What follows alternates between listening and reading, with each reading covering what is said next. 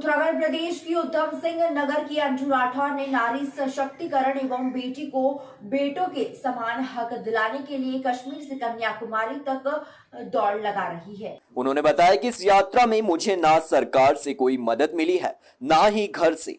Media से चर्चा करते हुए उन्होंने बताया कि इस यात्रा का मूल उद्देश्य यह है कि मैं जिस राज्य एवं जिस जिले में रहती हूं, वहां लोग अपनी बेटियों का छोटी उम्र में ही विवाह कर देते हैं।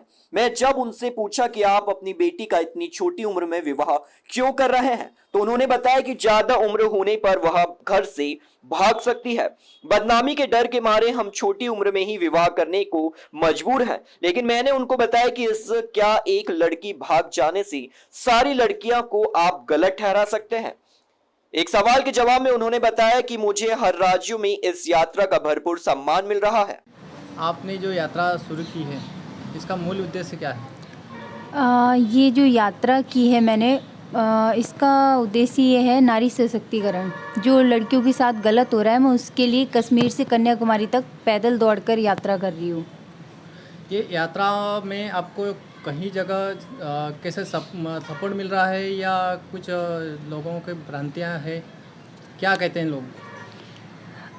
वैसे तो काफ़ी डेवलप हो रखा है हमारा भारत, लेकिन कुछ गांव ऐसे हैं जैसे राजस्थान में, और मैं जिस क्षेत्र में रहती हूँ, उत्तराखंड की हूँ मैं रहने वाली, वहाँ से उधम सिंह नगर ज़िला है मेरा। तो उस क्षेत्र में भी मैं बचपन से देखती आ रही हूँ कि छोटी छोटी उम्र में लड़कियों की शादी कर देते हैं। और ये जब शुरू किया मैंने ये, तो अब तो बहुत सारी ऐसे क्षेत्र में देख चुकी हूँ कि मतलब छोटी एज में शादी कर देते हैं। तो उनका कहना ये है, जैसे इन ऐसे लोगों से मैं अगर बात करने की कोशिश करती हूँ तो वो ये कह रहे हैं कि कल को अगर हमारी लड़की भाग गई तो फिर हम क्या करेंगे।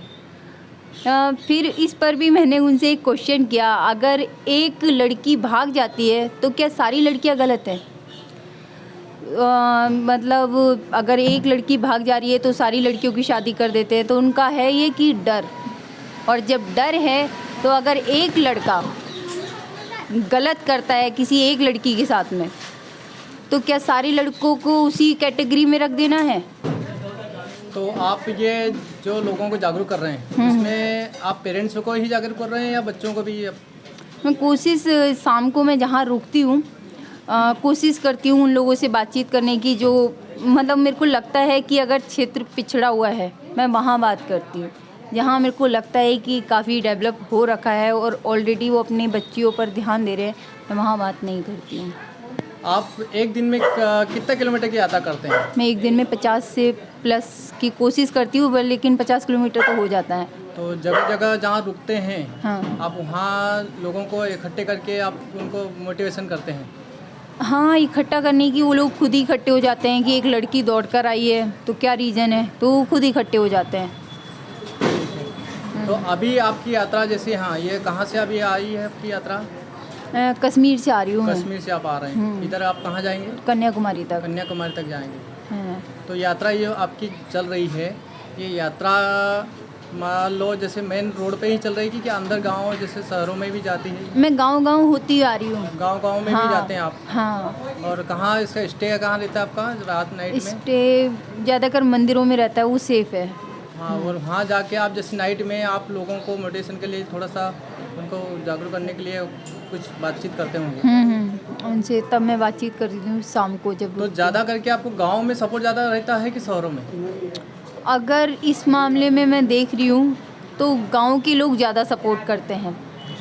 रहने की जगह मुझसे मेरी आईडी वगैरह भी नहीं मांगते, लेकिन शहर के लोग इस मामले में बिल्कुल अलग हैं। उन्हें इस चीज़ से मतलब ही नहीं है कि सामने वाला इंसान किस लिए आया है और किस पर्पस से चला है। आपको ये भावना कैसे आई कि ऐसे यात्रा करना चाहिए? मैंने कंप्यूटर साइंस से डिप्लोमा कर रखा है और आगे मैं बीटेक करना चाहती थी। और जैसे कि मैं बता रही हूँ कि मेरे क्षेत्र में छोटी लड़कियों की शादी कर देते हैं, तो उनके हिसाब से मैं तो काफ़ी बड़ी हो गई, तो मेरी शादी का भी वही दबाव रहा। घर वाले, मतलब परिवार पे सब लोग, पड़ोसी वगैरह और रिश्तेदार बोलने लगे कि शादी कर दो। लेकिन मैं शादी नहीं करना चाहती थी, मैं आगे पढ़ना चाहती थी, नहीं हो पाया। फिर मैंने मतलब उस पर जिद करके मैं मैराथन की तैयारी करने इंदौर आ गई। उस पे इंदौर में रहने लग गई, फिर भी दबाव डालने लगे, काफ़ी दबाव आया, तब यात्रा शुरू की। पहले जागरूकता होनी चाहिए, तो इसलिए मैंने इससे पहले एक यात्रा की थी, 17 मार्च से शुरू की थी उत्तराखंड में। 2000 किलोमीटर दौड़ी थी मैं 13 ज़िलों में। तब भी यही उद्देश्य था मेरा, नारी सशक्तिकरण।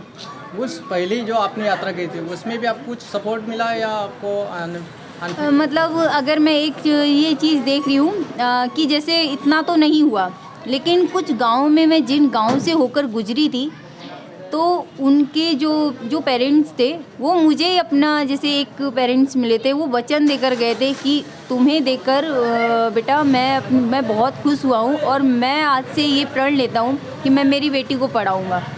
तो मुझे इस बात से बहुत खुशी हुई कि अगर एक इंसान भी जागरूक हो रहा है तो मेरी यात्रा सफल है। Thank you. आपका परिचय? मेरा नाम अंजू राठौर है और मैं उत्तराखंड उधम सिंह नगर की रहने वाली हूँ। Thank you.